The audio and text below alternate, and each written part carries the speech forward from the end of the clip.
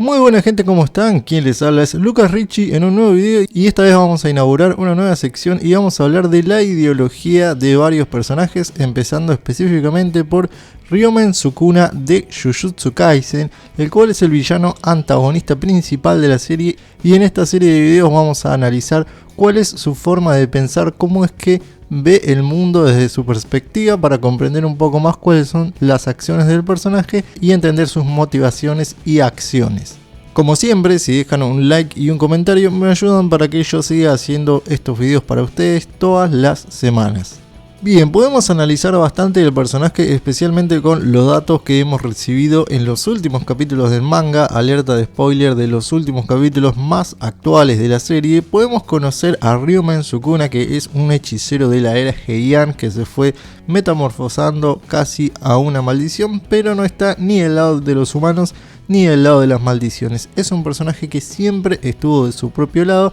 por eso tiene la ideología del poder. La ideología de su propio poder, del poder con el que nació, del que consiguió por sí mismo y con el que amenaza a todos los demás que se opongan a él. John Dalbert Acton, más conocido como Lord Acton, decía: el poder tiende a corromper y el poder absoluto corrompe absolutamente. Podemos conocer a este personaje desde el principio y cómo desde un inicio, desde el comienzo de su vida, siempre fue un tirano con los demás. Desde el principio, de los datos que tenemos de los últimos capítulos, vemos que el Sukuna tenía un gemelo en el vientre de su madre, pero debido a que aparentemente la madre estaba teniendo una mala nutrición, para priorizarse a sí mismo terminó matando a su gemelo y consumiéndolo para su propia supervivencia. También podemos entender que terminó matando inclusive a su propia madre. Este personaje siempre tuvo una memoria egocéntrica, porque a lo largo de la serie lo que podemos ver es que siempre tuvo problemas para recordar a los demás y solamente tiene el recuerdo, solamente guarda ese espacio en su memoria para las personas realmente fuertes que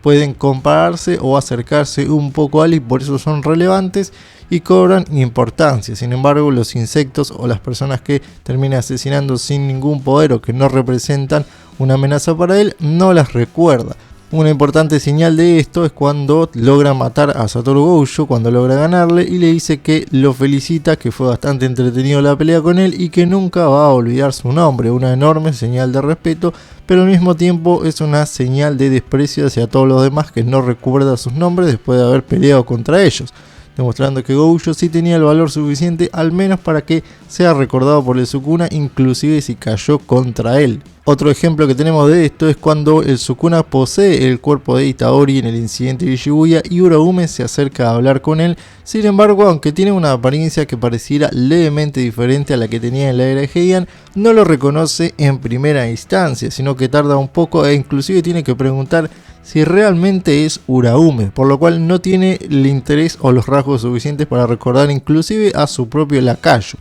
Probablemente porque no es lo suficientemente fuerte. Recordemos que en el encuentro entre Gojo y Uraume, este recibe un golpe muy fuerte de parte de Gojo, demostrando que es un hechicero, si bien muy fuerte, bastante inferior a este nivel. Otro ejemplo de lo que es su memoria selectiva es recordar a Megumi Fushiguro desde el inicio de la serie, ya que desde el inicio el Sukuna sabía que estaba atrapado dentro de una vasija y que para salir y al mismo tiempo para eliminar a Gojo, que comprobó sus poderes también en los primeros episodios de la serie, iba a necesitar el poder de la técnica de las 10 sombras que tenía Fushiguro, y por eso decide intervenir en el incidente de Shibuya, porque se acordaba de Fushiguro, se acordaba que sería útil no solamente por su técnica, sino que también sería una vasija mucho más interesante para él luego de escapar de Itadori.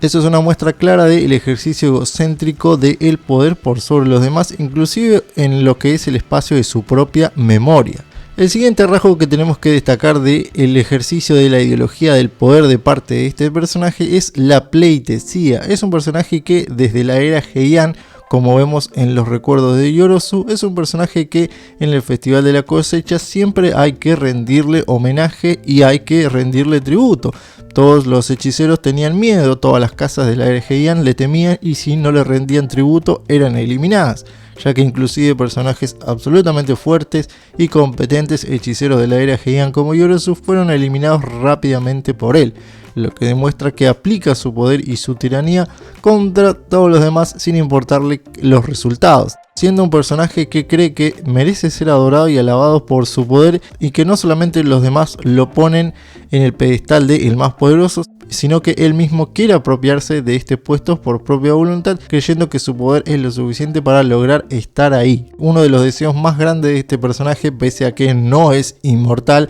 sí era el deseo de vivir mucho tiempo y de lograr la inmortalidad, y con el deseo de lograr esto es que se dividió en diferentes dedos y partes del cuerpo, para poder así revivir en un futuro y ver si podía lograr esta tan deseada inmortalidad, demostrando así que desde su punto de vista su poder le merecía tener la vida eterna para gobernar al resto. Otro ejemplo de pleitesía es que cuando es despertado por las que eran las discípulas de su gurú Getou, y al mismo tiempo la maldición de Yogo estaba al lado de ellas, el Sukuna se da cuenta que fue despertado por estos tres seres y les da la oportunidad de poder hablar frente a él. En este caso, como Mimiko y Nanako le hicieron una petición a cambio de haberle dado el dedo, el Sukuna lo toma obviamente como una ofensa, ya que él no puede servir a las órdenes de nadie, las termina eliminando al instante, demostrando la aplicación más bruta y cruda de su poder, y lo mismo termina sucediendo con Yogo, ya que sabemos que no está del lado de las maldiciones y termina aplicando lo que es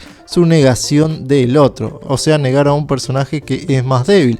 Pero al mismo tiempo acá entra la discriminación del personaje, como lo utiliza en este caso para divertirse a Yogo. No solamente lo niega, sino que trata de divertirse con él peleando con esta maldición de alto nivel, de grado especial, simplemente para ponerlo a prueba y al mismo tiempo para divertirse. Obviamente la prueba más fehaciente de esto es que termina eliminando a Yogo utilizando su mismo elemento, el elemento del fuego, para humillarlo de la forma más cruda posible. Sin embargo, a pesar de esto, le dijo sobre el final de la muerte de Yogo que era al final una maldición fuerte y que terminó siendo divertido su pelea, aunque no lo suficiente como para recordar su nombre. Simplemente fue un instante de diversión dentro de la tiranía del poder del Sukuna. En el tercer punto tenemos que hablar de la negación del otro, cómo el Sukuna, en base a su ideología y su propio poder, tiene el poder o al mismo tiempo tiene la dictadura del poder de negar al otro y erradicarlos y eliminarlos porque no encajan en su propio punto de vista, contrario a el primer punto,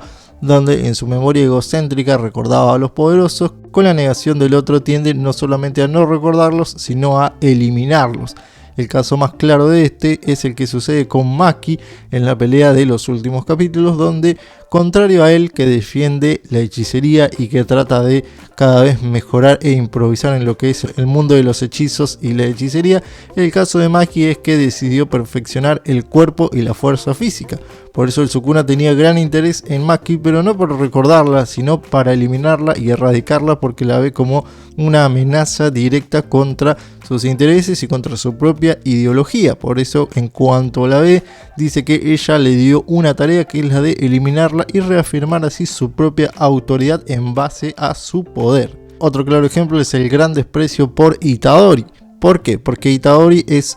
un engendro de lo que vimos en los últimos capítulos, que Kenyaku tuvo un hijo con la reencarnación del gemelo del Sukuna, que es Shin Itadori, y tuvo un hijo que ese hijo terminó siendo Itadori. Entonces el Sukuna es el tío de Itadori, pero el Sukuna desprecia a su propio sobrino. ¿Por qué? Porque este fue engendrado por Kenyaku. Aparentemente antes de que Itadori naciera, este fue engendrado y sellado con uno de los dedos del Sukuna para así convertirse en una vasija resistente para él. Por lo cual el plan de Kenyaku desde el principio era encerrar al Sukuna en el cuerpo de Itadori, así no podía molestar mientras él hacía sus planes, ya que además de Gojo, el Sukuna también representa una amenaza por no tener ninguna ideología clara y no ser de parte ni de los humanos ni de las maldiciones, y obviamente Kenyaku no podía derrotarlo. Por eso el Sukuna considera a Itadori un ser inferior, una vasija incompleta que desea erradicar, así como ya ha erradicado anteriormente a otros personajes. Esto no queda explícito en la serie, aunque sí se ha dado a entender más o menos por algunos diálogos de Gojo luego de haber perdido contra el Sukuna y demás.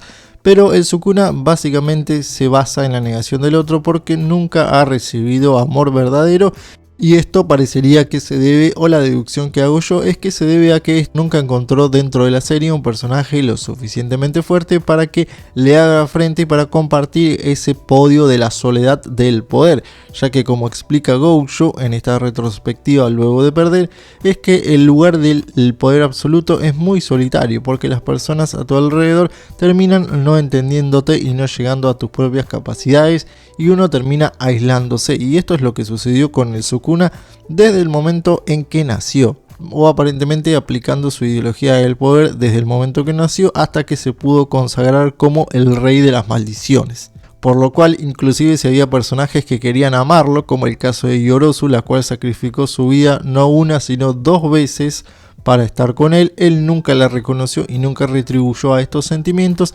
simplemente porque el poder de este personaje era inferior y no lo suficientemente alto como para pararse en el mismo plano que él y empezar a recordar su nombre y a aceptar la entidad de este personaje como uno recíproco. Por eso la ideología del poder es tan tirana, porque él se aplica por encima de todos los demás, inclusive si estos otros terminan amándolo. De hecho, en materia de lo que es el amor, el Sukuna lo especifica bastante claro en el capítulo 238 cuando pelea con Kashimo, donde él demuestra que entiende lo que es el amor y el concepto de amor, cómo lo conciben los seres humanos, pero para él eso es una tontería. Él tiene la ideología del poder y le atraen las personas poderosas, y los que no llegan a su nivel ni siquiera pueden ser registrados por él. En este caso, en la charla que tiene con Kashimo, quien también comparte la ideología del poder, el Sukuna le comenta que en vez de hablar con Yorozu era mucho más interesante hablar del poder con Gojo, y en este sentido también se refiere de un lado amoroso, era mucho más interesante hablar del amor en vez de con Yorozu, con Gojo, demostrando que él no hace diferenciación sexual respecto de los personajes a los cuales él se siente atraído, independientemente de si son hombres o mujeres. Si son poderosos, captan su atención y pueden entrar en su plano de visión, no solo para ser recordados, sino también para tener esta conversación respecto del amor. El Sukuna entiende que Kashimo era bastante poderoso y le dedica unas palabras, sin embargo también termina negándolo y no termina aceptando entre comillas su amor, porque él considera que es más poderoso, que está por encima, y que ese tipo de amor realmente no tiene ningún tipo de sentido, que él entiende mucho más este concepto mediante las batallas y la comparación de poder entre seres, y que así le gusta vivir su vida y que así lo va a vivir hasta el momento de morir, independientemente de si otros seres entienden que la vida del Sukuna es aburrida o que no tiene sentido o que esa manera de vivir realmente es un desperdicio. Para él esa es su manera de vivir y siempre lo ha sido, la ideología de la aplicación de su poder por encima de los demás, castigando a los débiles y reconociendo a los fuertes. Y eso ha sido todo respecto a la ideología del poder del Sukuna. Si les gustó este video, si entienden más el personaje, me gustaría que lo dejen en los comentarios. Si les gusta esta temática, podría hacerlo hablando de otros personajes y sus ideologías, que son bastante variadas, como Gojo, Itadori, Megumi, Nobara y demás. Así que los estoy leyendo en comentarios y nos veremos en un próximo video. Adiós.